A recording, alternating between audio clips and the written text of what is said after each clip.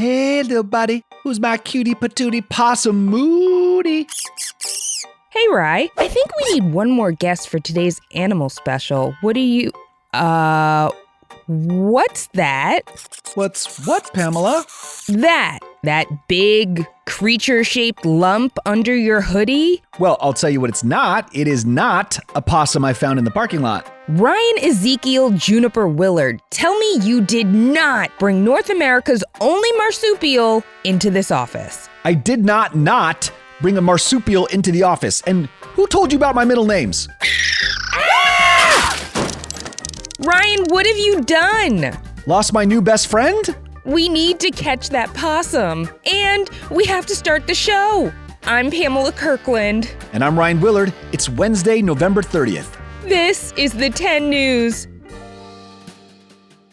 10, 9, 8, 7, 6, 5, 4, 3, 2, 1. Ryan, let's split up and try to find this possum with as little disturbance as possible. Good plan, Pamela. Here, cute little possum. Psst, psst, psst, psst, psst. Hey, Ryan, what are you doing? Hey, Pete. I'm absolutely not looking for a wild possum that I accidentally unleashed into the unsuspecting 10 News studio. That sounds weird, but okay. Hey, did you know World Wildlife Conservation Day is December 4th? Oh, cool. A day to protect wildlife, right? And not trap them in a news studio? Yeah, exactly. Anyway, see you later, Ryan. Oh no! The possum is literally climbing Pete like a tree! I need expert assistance. Cap, pick up! What's up, Ryan? Cap, there's a possum loose in the studio. What? There is a possum loose in the studio? And I am now using my mom voice at work? We need an expert. I don't know what to do. I thought it was my friend. Wow, I'm so glad I took today off. I'm about to catch up with wildlife veterinarian Dr. Gabby Wild. She travels the world treating wildlife big and small, from tigers to tarantulas. She's even given acupuncture to an elephant and is the author of Wild Vet Adventures and How to Speak Animal. She's really cool. Okay, cool. Can you ask her how to talk a possum out of a news studio? Yep, we're on it. Dr. Wild, I'm so happy we're hanging out today. It's wonderful to see you again. For our new tenors who may not have heard when you joined us last time, can you introduce yourself?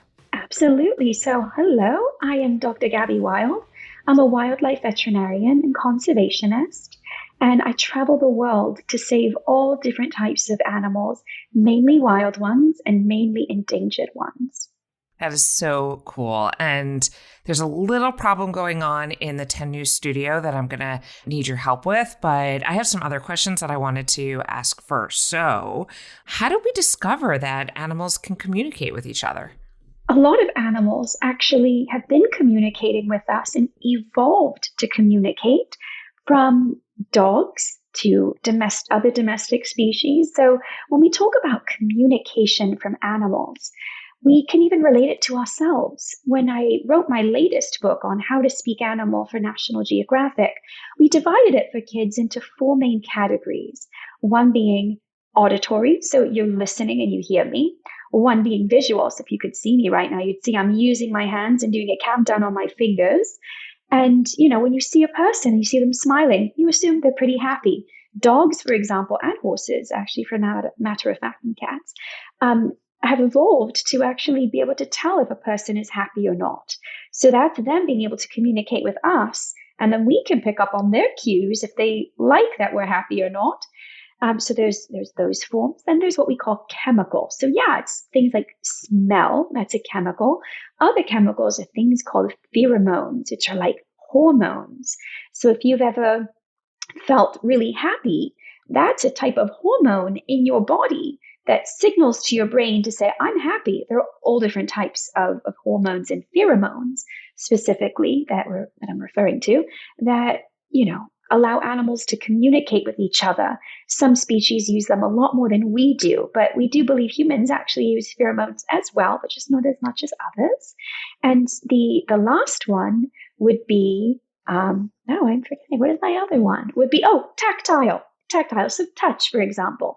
So a mummy whether it be a mummy elephant or a mummy human, might want to take her trunk. We would take our hand and we'd hold each other's hands or hug each other. Whereas a mummy elephant will do that with her trunk, for example, for her baby. So those are the four main things. So tactile, auditory, chemical, and auditory. And you may be able to hear some purring going on this side because Midnight, the 10 News cat, is so happy to see you today. She's purring She's purring up a storm over here. Absolutely. I do hear a little bit of it. And that's a sign of her being really relaxed. She's really happy. And as a human, we started to want to know how they're communicating with us because we either want them to be our friend or we actually want to domesticate them and use them, if you will. I hate to use that word, but use them. But at the end of the day, they also get our protection, our shelter, so it can be a mutually beneficial situation.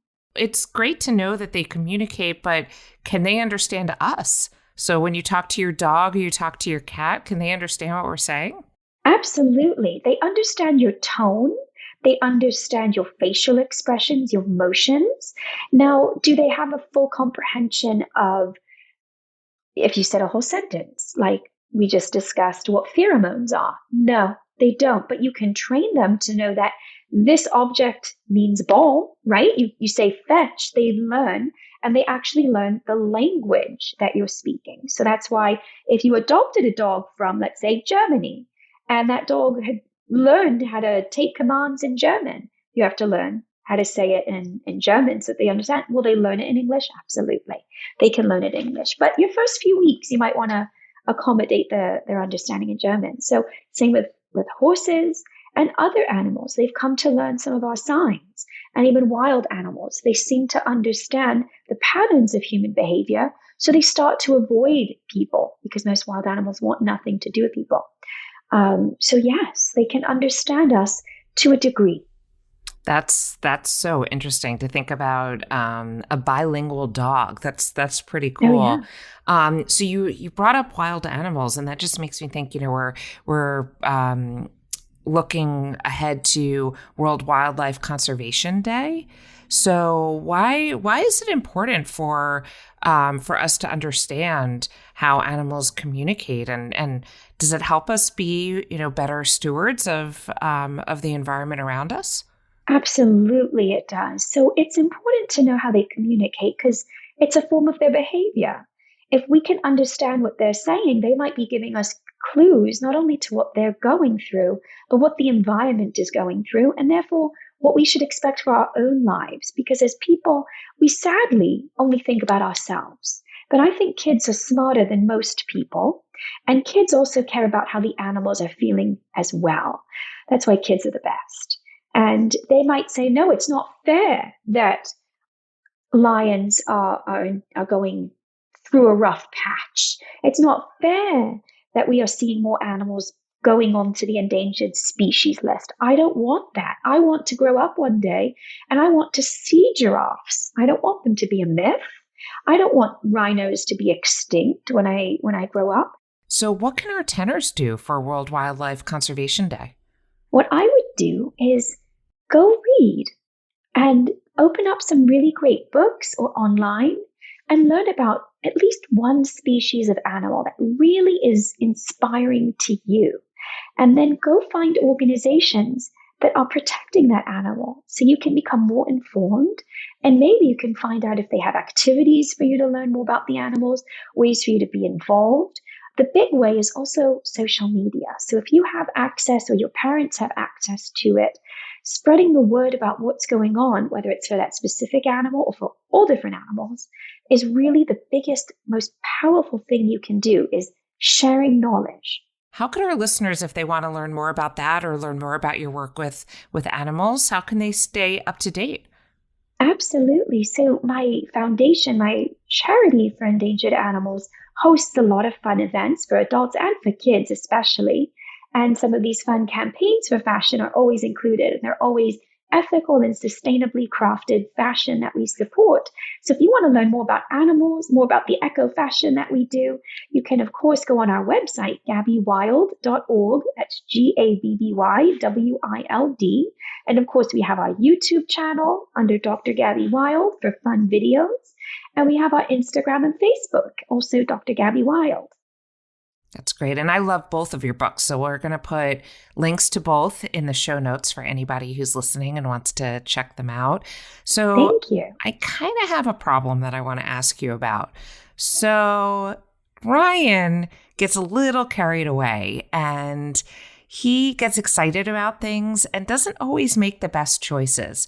So he kind of let a wild possum loose in the 10 News studio and we don't know what to do. Any ideas? Any advice? Yeah. So possums like to play dead. So when they get really scared, he might roll over and literally play dead. They sometimes, when they're really upset and they're defensive, they're going to show their teeth. They don't usually bite, but they certainly can. So what I would do is do a little Hansel and Gretel action. Leave some food and trail them out. And hopefully he'll get out that way if you leave a little bit of yummy trails of food. Now, they love a variety of foods. They're omnivores, so they like meat. So if you want to leave some mice, I don't know, it's kind of gross, but you could at least leave eggs. You could leave some fruit, vegetables, a little trail of that, and maybe he'll walk out on his own. So you don't even have to call any animal hotlines to help you get him out. You could do it in a peaceful manner. Okay, we're going to try that. I think we still have some leftovers from our Thanksgiving feast that we can put out. Leave him some turkey. Leave some turkey. He'll love it. Well, this has been wonderful. Always great catching up, and we'd love to have you back anytime. Likewise. Thank you so much for having me, and I hope everyone stays wild. Oh, thank you, Dr. Wild. Isn't it cool that Dr. Wild's name is Wild and she helps wild animals? It's like it was her destiny. Uh-oh. It feels like it's my destiny to catch that possum. We had a pretty amazing animal fact sent in by a tenor. Lila from Utah emailed us that flamingos get their pink color from eating shrimp. Really? Thanks, Lila, for this fact. Flamingos get their color from the beta-carotene that's in the brine shrimp, algae, and fly larvae that they eat. Yum. Tenors, if you want to submit a fun fact or joke, visit the10news.com/contact. Hey, Pamela, do you know where... Wait a second. Why are you under your desk? Hey, Miss Laine. Ryan let a possum loose in the studio, and I'm a little scared. Oh, that's so fun! I love possums. They're such cute little marsupials. Yeah, that's what I would expect the host of the Nature Nerds podcast to say. I'm still scared, Miss Laine. Well, I can tell you something else to take your mind off of it. Have you heard about necrospiders? What? For many people, the only good spider is a dead spider. But that's not the case for a team of engineers who are working to bring spiders back from beyond the grave.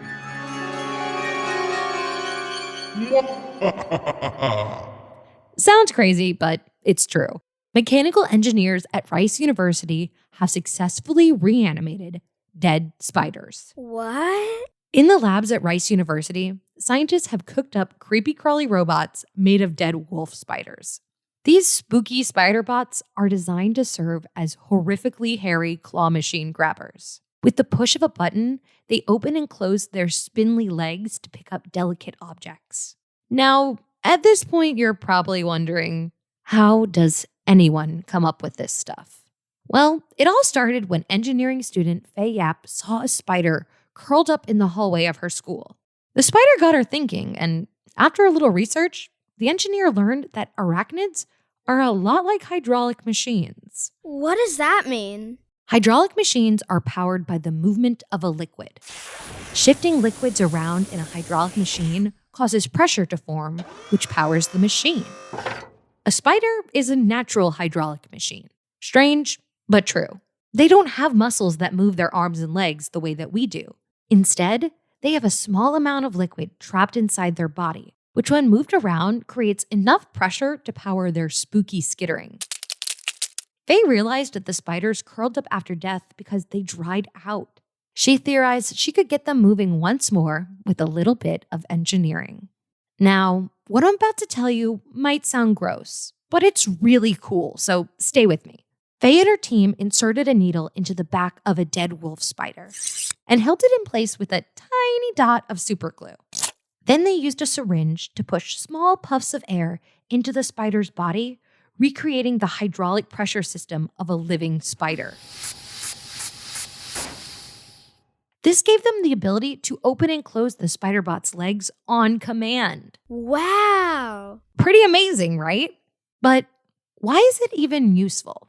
Well, creating robots from once living materials is all part of a new field called necrobotics. Scientists believe necrobotics could be the next big thing in engineering because of its environmentally friendly nature. You see, organic materials like dead spiders are a natural resource that break down quickly without making waste. They're small, complicated machines created by nature. We don't need to waste metal to make complex grasping machines when nature has already provided them for us in abundance. Actually, abundance might be an understatement. The combined weight of all spiders on Earth is 25 million tons. That's as heavy as 478 Titanics. You don't have to be an 8-eyed arachnid to see that those numbers don't lie. Whoa, those necrospiders give me the creeps. But they did give me an idea about where that possum might be hiding. Welcome to the trivia room. Tessa, have you seen a possum? Who, this little guy? What? The possum is on the trivia throne? Ooh, I love trivia. Hey there, little guy. Why don't we share? Here, come sit on my lap. She's like an animal whisperer. Welcome, Miss Laine. It's an honor to have you. Hop on up on the trivia throne for today's trivia question. You ready? Oh, yeah. What is going on here? Trivia on the 10. I know you are a nature expert, so this question should be right up your street. What reptile is found on every continent except Antarctica, can be kept as a pet, and has a shell? Is it A, shrimp, B, tree frogs, or C, turtles? Tenors, did you guess it? Miss Laine, what's your answer? A reptile with a hard shell, huh? Well, that's gotta be turtles. The answer is C, turtles. These trusty testudines can live on land or in water and evolved hundreds of millions of years ago. No way! November 27th is National Adopt a Turtle Day, a day to celebrate and protect these amazing creatures. That's awesome. I'm a big fan of these cold-blooded cuties myself. Tenors, do you want to sit on the trivia throne and share your trivia knowledge? Visit the10news.com/contact to get in touch, and we might have you on the show. Thanks for listening to the 10 News. 10 Things You Need to Know drops every Tuesday, and our in-depth reports drop every Wednesday. But if you want some bonus content, you can join the Tenors Club on our website or on Apple Podcasts. The 10 News is a co-production of Small But Mighty Media and Next Chapter Podcasts. The 10 News creative team is Feeding Flamingos and includes Tracy Crooks, Pete Musto, and Tessa Flannery. Miss Laine Farber contributed to this episode. Our production director is Jeremiah Tittle, and our executive producers are Donald Albright and show creator Tracy Leeds Kaplan. I'm Ryan Willard. And I'm Pamela Kirkland. Thanks for listening to the 10 News. And remember, wild animals belong in the wild.